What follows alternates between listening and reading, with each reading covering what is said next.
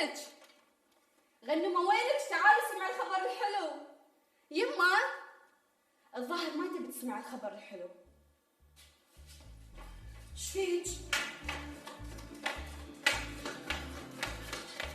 عسى ما شاء ابنتي ايش فيك؟ يما نجحت بتفوق، يما نجحت صدق؟ اي والله. الف مبروك الف مبروك يا حياتي، الف مبروك. شفتي شلون تعبنا حصدناه يا يمه. الحمد لله يا رب، الحمد لله.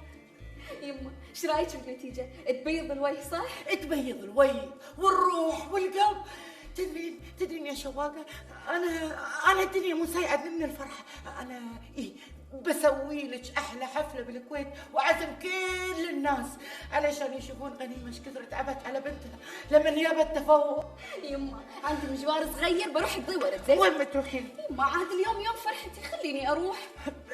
انزين يما، بس ديري بالك على نفسك ولا تاخرين. حاضر يا احلى ام بالدنيا. حياتي مع السلامه يما. مع السلامه يما، ديري بالك على نفسك. يا الله. يا رب الحمد لله، اشكرك يا رب. مبروك نجاح منى، وان شاء الله نفرح بزواجها. الحمد لله على كل حال. بصراحة انت اللي تستاهلين الشكر، لانك تعبتي وساهرتي، ومبروك على النتيجة. شنك مو فرحان؟ حرام عليك يا سعود، يعني هي مو بنتك مثل ما هي بنتي؟ ما تعبت عليها كثر ما انا تعبت؟ يا فوزية صدقيني يمكن مو مبين علي، لكن من داخلي بطير من الفرحة. يا سعود انا حاسه فيك، حالتك هذه نفس حالتك لما مات ابو صلاح. حرام عليك يا سعود، البنت مو لازم تشوفك كذي. شو بتقول ابوي مو فرحان عشان نجاحي؟ فوزية صدقيني انا فرحان، وان شاء الله الايام تثبت لك الشيء هذا، لان انا ما فيني شيء، مجرد يعني شيء عادي ان شاء الله عابر وبمر. ان شاء الله. انت رايح الشركه الحين؟ يعني عندي شوية شغل وبعدين بروح الشركة. تبي شيء؟ لا بس لا تتاخر. حاضر. كان زين كذي. يلا فرحان. ربي يحفظك.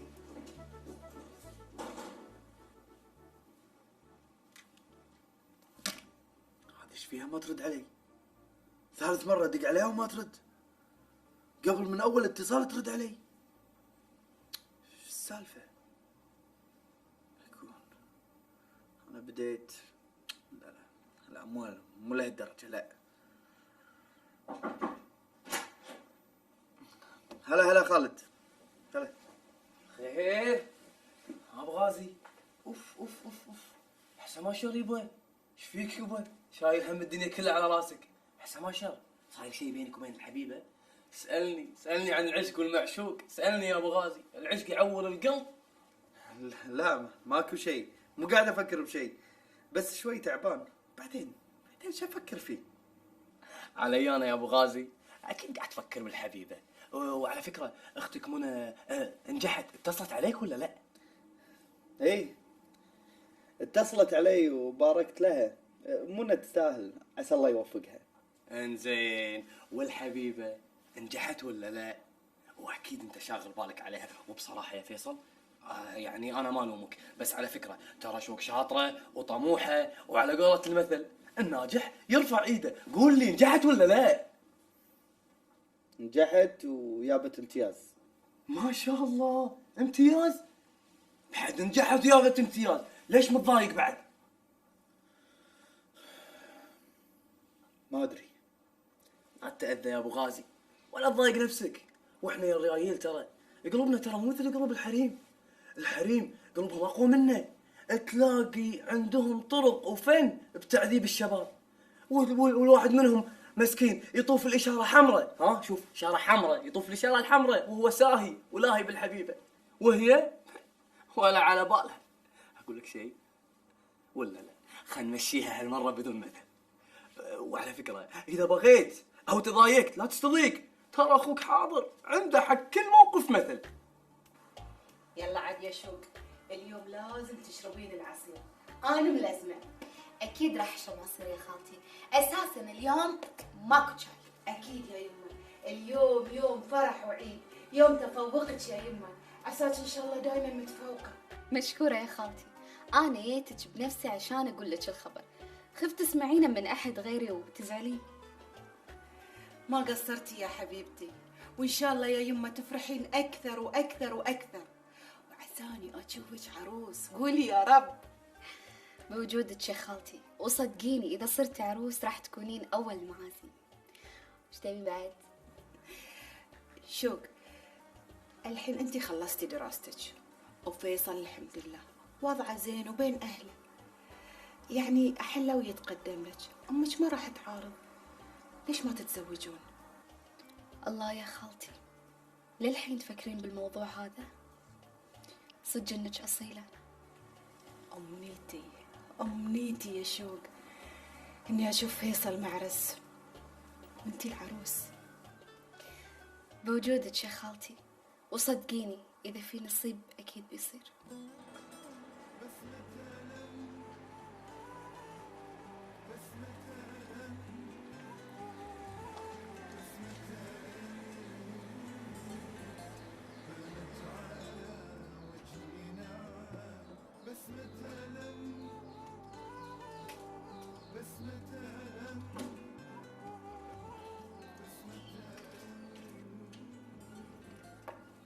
مع السلامة خالتي. حياك الله يا يمه.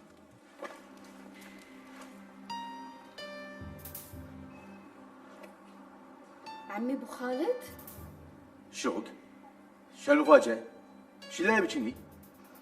أنا جاية أزور خالتي أم فيصل، دائما أزورها وأسأل عنها وهذه مو أول مرة. والله فيك الخير. وفيصل شلونك؟ الحمد لله يا أبو خالد، في أحسن حال. أنا ابنك خالتي.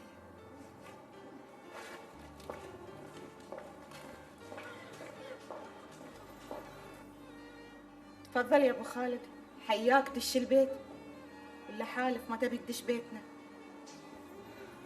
والله ما ادري ايش اقول لك يا ام فيصل. الحقيقه بصراحه يعني مالي وجه ادش هالبيت، ولو ان لي الشرف اني ادش هالبيت اللي تربى فيه ولدي احسن تربيه. لا تفكر بشيء يا أبو خالد ولا تحاتي، فيصل طلع من بيتي وراح بيت أبوه. خجلتيني بكلامك يا ام فيصل، الحقيقه ماني عارف شلون اجازيك. حياك، تفضل يا أبو خالد، تفضل.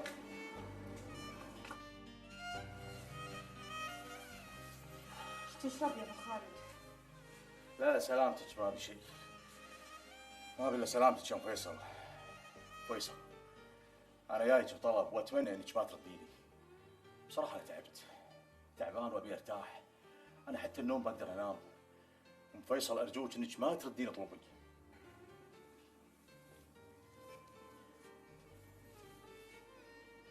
شنو طلبك يا أبو خالد؟ انك تاخذين الفلوس اللي دزيتهم لك. يا ام فيصل، يا ام فيصل لا تخليني احس بالذنب. ودي أعرف ليش تبيني آخذهم؟ خلني أشوف أستحقهم ولا لا، وصدقني إذا كنت أستحقهم باخذهم من عندك، مع إني أشك إني أستحقهم. يا ام فيصل ايش قاعده تقولين؟ هذا حقك، صدقيني حقك واقل من حقك بعد. إذا أستحقهم أبي أعرف ليش. قول تحكي، ما حد معانا، ليش تبي تعطيني الفلوس؟ لان هذا حقك وتعبك. فيصل وانا متربي عندي في البيت كان ما طلع هالاخلاق الحلوه الجميله وكل هالادب اللي انا شايفه فيه. مشكور يا أبو خالد، مشكور على هالكلمتين الحلوين اللي قلتهم في حقي، لكن أنا ما باخذ الفلوس، أنا مو محتاجتهم. ومشكور على ييتك، والبيت بيتك، في أي وقت تحب تجي حياك الله، وأنا أختك. العم أبو خالد جاي حق خالتي أم فيصل، شو يسوي؟ وهم مو قالوا المرة هذه بايقة ولدنا؟ ايش حقه جايها؟ وأمي ايش حقه تكرهها؟ وفيصل ليش كرهها؟ الوحيدة اللي أنا قاعدة أحبها، ويوم عن يوم يزيد حبها. من أول شي وأنا أقول الموضوع فيه إنه، بس وين الصج؟ عند منو؟ لا هي ترضى تقول ولا هم راضين يعترفون.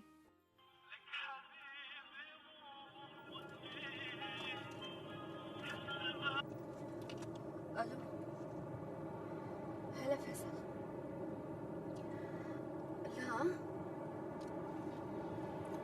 لا قلت نسيته بالسيارة ما نزلته وياي. ما أدري يا فيصل، أشوف وأقول لك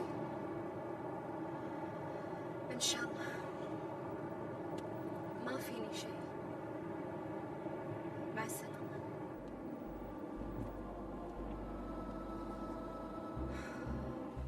يما اقول لهم تعالوا. انت ايش فيك مستحيله؟ صبري شوي. يما منكم بنات اليوم. احنا قبل ما كنا نسولف السوالف هذه نستحي، السوالف هذه نخليها حق الكبار. يما انا ما قلت شيء، البنت جت وحاجتني وقالت اخوها بيسافر. معقوله؟ بنتي الوحيده بتتزوج وبتسافر، وانا اللي تعبت وربيت واخرتها ريال بياخذك مني. ومن قال الريال بياخذني منك؟ الريال ما يقدر ياخذني من احلى واغلى ام بالدنيا. دام كذي انا رضيت. تعالي الحين بتصل حق ابوك اشوفه فاضي ولا لا، وبالمره اشوف اخوانك. الله لا يحرمني منك. بنت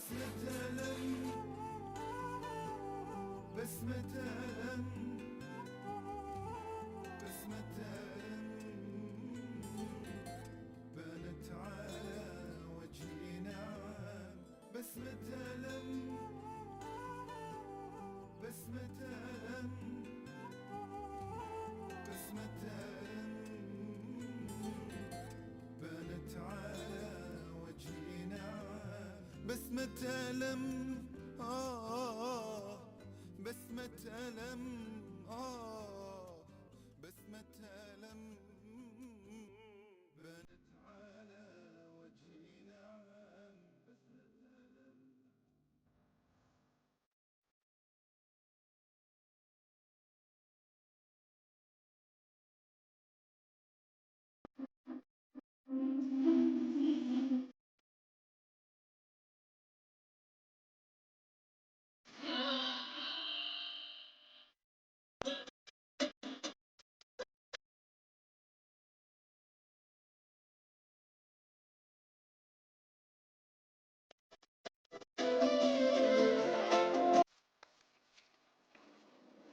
شلون؟ تأخرين الخطبة؟ ليش؟ ليش تأخرين خطبة فيصل؟ أنت مو قايلة إنك عقب ما تخلصين الدراسة؟ يما أنا لازم أفكر، ما أدري أستقر برا وأدرس هناك ولا أقعد هني، وأنت تدرين إنهم مرشحيني حق البعثة. أنا لازم أفكر بيني وبين نفسي. شلون؟ مو هذا اللي انت بغيتيه وذبحتي نفسك عليه ويا يما ابيه؟ لا، وتروحين تزورينهم في البيت وتقعدين مع الطباخه وتبكين بكي عليه. الحين يوم طلع ولد عز وحسب ونسب ترفضينه؟ يا شوق يا شوق، ريحيني وفهميني انت ايش تبين بالضبط. يما منو قال لك أنا ما أبي فيصل؟ بالعكس أنا أحبه وما أقدر أستغني عنه، بس أنا لازم أفكر شوي وما أقدر أتخذ قرار إلا لما أعرف الحقيقة. ايش حقيقته هذه اللي تحكين عنها؟ الحقيقة اللي أنت تعرفينها وخاشتها عني سنين وما تبين تقولين.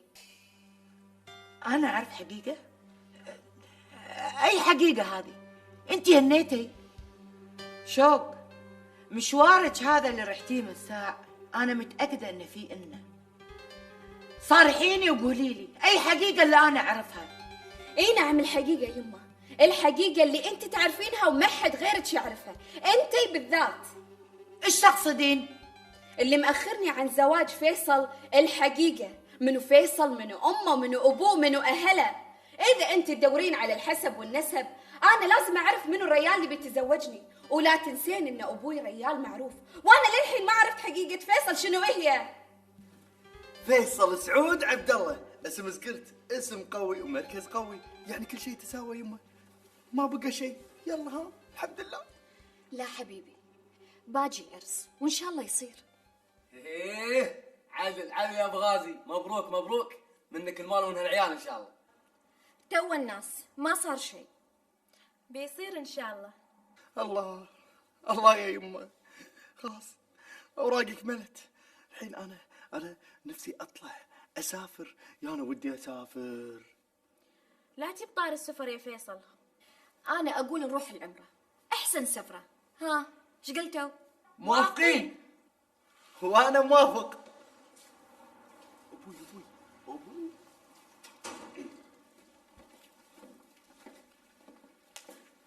السلام عليكم. وعليكم السلام. هلا طال عمرك. كفالة، إقامة، تبي تشتري أسهم، احنا حاضرين طال عمرك، ما يغلى عليك يا أبو خالد. اي مبروك. يبا عسى ما شاء. الحين فيصل يقول لك يبا تامر شيء تبي شيء، ترد عليه تقول له مبروك. ايش فيك يبا عسى ما شاء، شكلك مو طبيعي اليوم. ما يخالف، تعبان شوي تعبان. مبروك على النجاح يا منى. لا وازيدك من الشعر بيت، الناس اليوم بيون بيملشون على منى، وعلى قولة المثل خير والبر عاجله.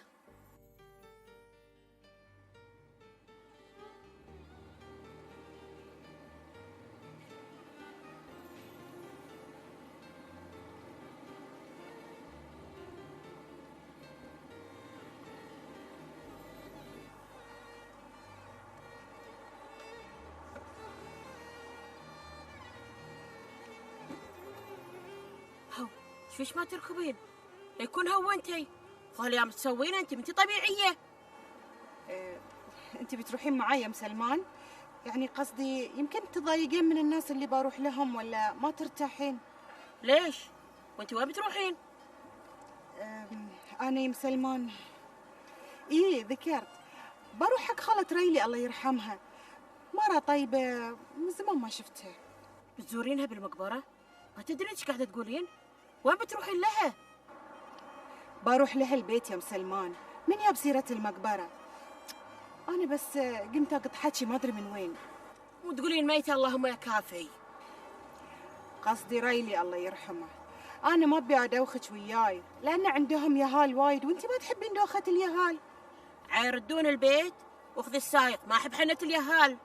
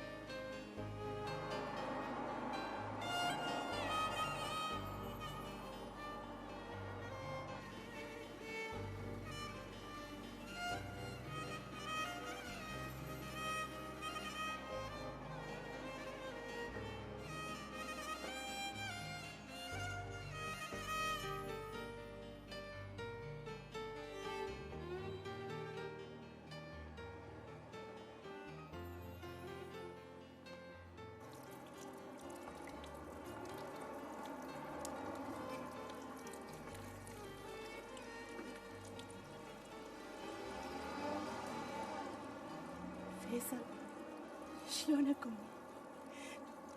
شفتك من بعيد وعرفتك بدون ما أشوف وجهك. شفت شلون يا فيصل؟ أنا الوحيدة اللي أقدر أعرفك. فات عليك يا فيصل، زمان ما شفتك.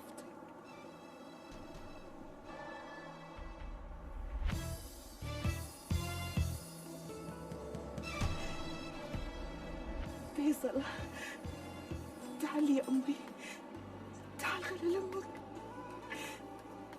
ما اشتقت لي يا فيصل؟ ما ولات على أمك؟ فيصل غرفتك لي الحين ما بطلت. فيصل يا يمه أنا من غيرك ما أقدر أعيش. ايش جايبك هني؟ وش اللي دششك هني؟ شلون تسمحين حق روحك تدشين بيت ناس محترمين ربيهم من ولدهم عمر كامل؟ عيشتيني بذل وإهانة.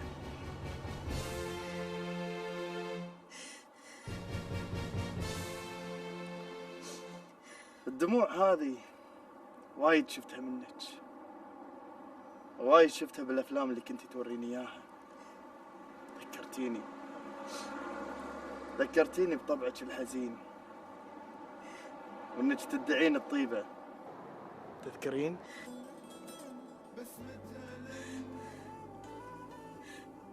شايف يديني ذيل يا فيصل؟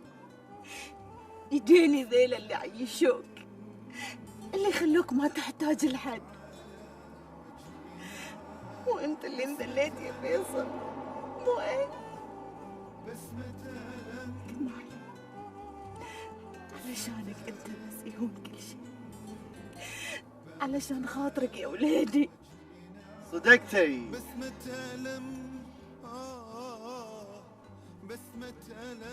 صدقتي يا كمل، ايش تبي تقول يا فيصل؟ ما راح اقول شيء، لان اللي قلته اعتقد كافي. لو تروحين بيتك وايد احسن، وايد. وانسي شيء اسمه فيصل. يا مدحت، مدحت، يا مدحت، ايوه تعال. اخذ المرة هذه وقطها برا، وياني وياك اشوفها داشة هني مرة ثانية. تفهم ولا لا؟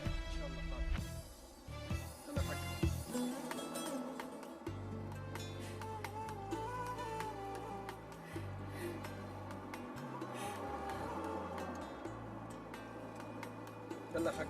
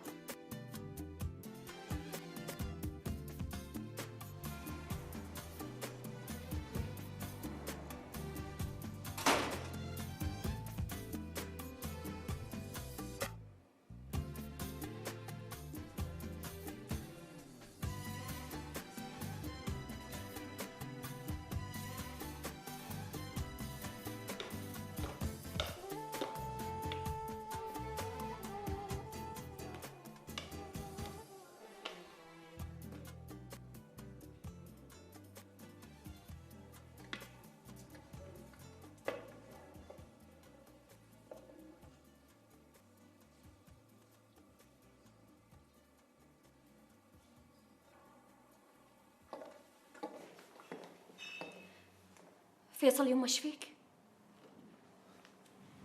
ما فيني شيء يمه. ما ادري، كثر ما كنت مستانس اليوم ضيقت خلقي هذه. من هذه؟ الحرامية اللي كنت عايش عندها. ما ادري ايش تبي مني، ملاحقتني حتى هني، مو راضية تخليني ارتاح. وهذه اصلا من دشش هالبيت، شو اللي جابها؟ لا ما دشت البيت، شافتني بالحديقة وجت ترجاني، قعدت تخربط وتقول حكي اعتقد انتهينا منه. وش اللي قالت لك؟ فيصل يما لا تصدق منها ولا كلمة، هذه كذابة. يما ايش فيك؟ المرة ما قالت شيء، بعدين يعني عقب الزفة اللي جتها والحكي اللي سمعته ما اعتقد راح ترد مرة ثانية. أشوى زين سويت فيها. المهم ما قلت ليش قالت لك بالضبط؟ ما قالت شيء، حكي فاضي. انا اعزك وانا ما اقدر اعيش بدونك، الحكي هذا. انزين يما روح فوق بدل ثيابك لان بعد شوي المعازيم بيون. ان شاء الله.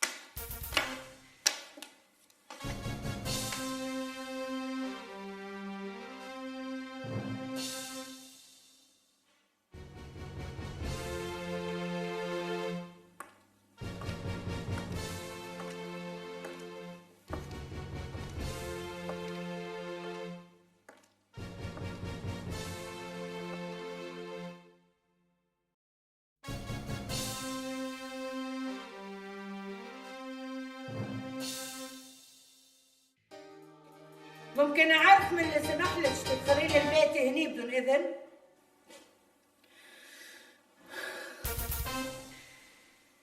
مثل ما سمحت لك واخذت منك ولد عمره 3 أيام. يوم يبتيه وقلتي لي خذيه، هذا ولد صديقتي، بس امه وابوه مو متزوجين وهم يحبون بعض، ولو درى ابو سعود ما راح يزوج اياها. هذا هي ذاتي يا غنيمة. يا حبيبتي الحمد لله الولد رد حق هلا وما شاء الله عايش بعز وبدلال واعترفوا فيه. يا عمري احسن من قعدته عندك في البيت، قعدته بس يفرفر بهالشوارع 24 ساعة يوزع اكل وثياب. وليش ما حنيتي عليه قبل يا غنيمة؟ ولا ليش انك شفتي بنتك حبته؟ ولا يمكن خفتي من الفضيحة ليش ولسعود والفوزية؟ كنتي ذكية يا غنيمة يوم ما خليتيني أشوف فوزية ولا أشوف سعود، ولا عرفت من هي رفيجتك، وخسرت على فيصل دم قلبي. زين فيك تكفلتي بمصروفه شهر واحد بس، بعدها ما شفت رجعت وياك. وليش اعترفتي يا حبيبتي انك بكتي؟ كان بريتي نفسك ولا انت كان حسبانك ان الولد بيتم قاعد عندك عشان الفلوس والعز والدلال؟ ما كنت انظر من فيصل هالشغلات،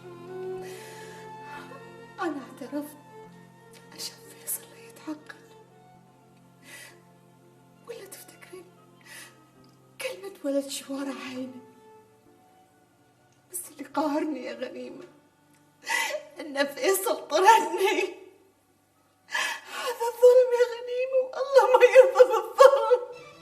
طلعي برا وياني وياك اشوف رجعة وجهك في هالبيت مرة ثانية، ترى بحش ريولك حش. يلا برا اقول لك طلعي برا برا. الله فوقك يا غنيمة، الله فوقك يا غنيمة، وكلتك لله ما راح يفي حقي، ما راح يفي حقي يا غنيمة. الله فوقك يا غنيمة برا. الله فوقك يا غنيمة، الله فوقك يا غنيمة. مرات مدري من أنا وإذا سرى همي سريت الوقت ما